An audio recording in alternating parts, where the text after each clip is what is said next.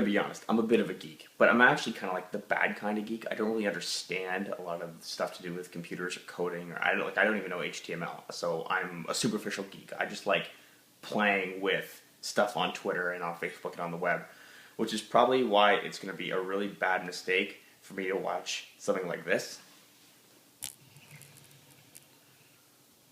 You see that? Google I/O. That's their developer conference. Yeah.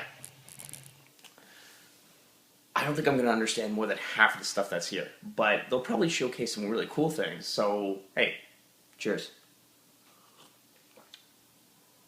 I've heard it's really long, though. I don't know. We'll see how long I last.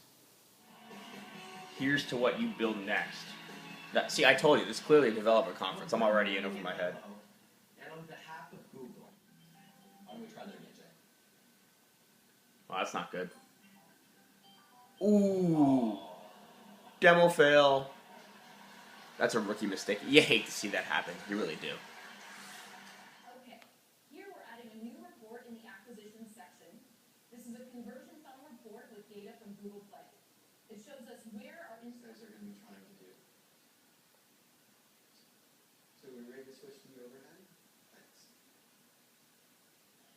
So Ken, take it away. Melissa has so much to offer. There's so much kind of text they can show. Just a walk into one of these small groups. Okay, Google Plus, wow me with your new awesomeness. What does this say? Navigate around Google Plus. Go here to visit your profile, manage photos, join communities, and more. And more. That's a lot of stuff to cram in under a home button. Okay, fine. What's next? Bring conversations to life with Hangouts. Send messages, share photos, and make video calls for free, one-on-one with the group of friends. All right, well, all 10 people who are in my Google Plus circles will be really proud, and there's another thing we can't use. What else? Make photos look better than ever. Enjoy new tools that can back up, organize, and enhance your photos automatically. No. No. You don't need any more of my photos. It's bad enough Instagram has all my photos that sends them to Facebook. Done. Okay.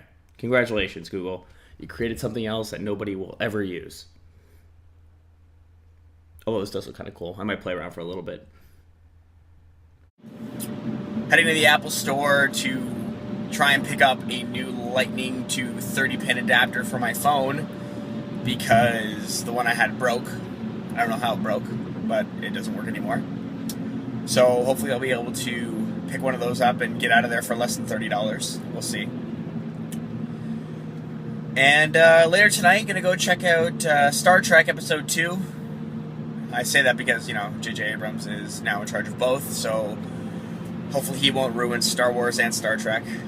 But we'll see. I don't know. He has the potential to ruin both. And raise the ire of people across the land. Between going to the Apple Store today, checking out Star Trek, and Google I/O earlier this week, this has really become like a week of technology just by happenstance.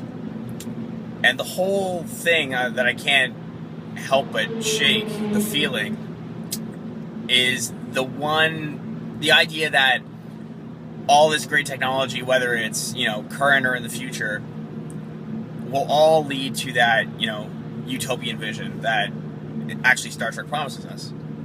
And even in Google I/O, I don't know whether it was a corporate tie-in or if they really believe it, but they invoke Star Trek many, many times as far as universal communication and understanding and that being a pathway to enlightenment through technology.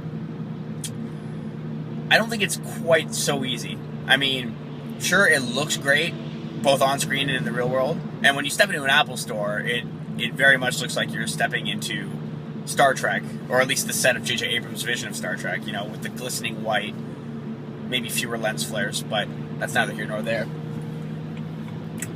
But one thing I can't get over is how the whole thing is shrouded in this aura, this language, this cloak of unbridled optimism. Like now, finally, we have the ability to communicate with one another and destroy the barriers of space and time, and how this will lead to greater understanding.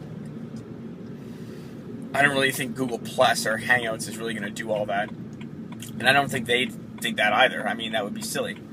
But then again, that's been the great promise of technology forever.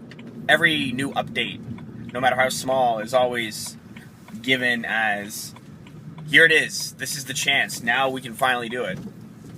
And that's how Google Glass, particularly, if you've been paying attention to that at all, that's how they're framing that. The idea of, you know, technology getting out of the way and letting it fade into the background. It's cloaked in this language of that old poem, what's it called? I forget who the author is, but it's called All Watched Over by Machines of Loving Grace, I believe is the title. Also the title of a Bill Curtis documentary about this very subject. You should check that out, it's good. But I don't think they really put that together.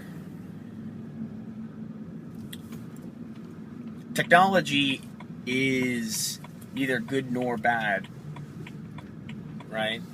Everyone knows that. But will it really yield greater understanding? Certainly hasn't yet in all the time that we've had it. Particularly, I'm talking about digital technology. Has it broken down barriers? It certainly made it easier to get free movies. Maybe that's really its strength. Can it help me find a parking spot? That is the real question.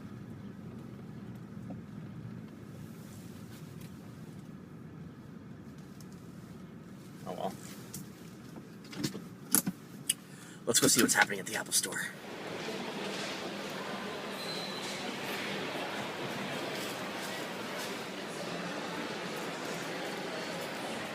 All done. You know what we got? Here, check this out. New case, $35. Not so bad, right? Cheap little plastic adapter for iPhone, $45. So, Apple tax, maybe it's still a thing. But as long as it keeps the App Store open, I don't really care that much, actually. I can afford the extra $5, $10, whatever number I just said it was. Let's get out of here. I want to go see Star Trek.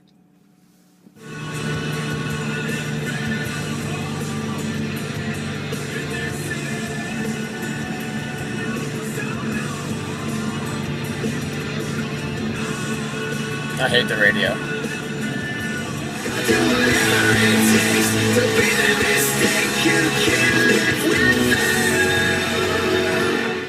Anyone know how to surf Tumblr on these?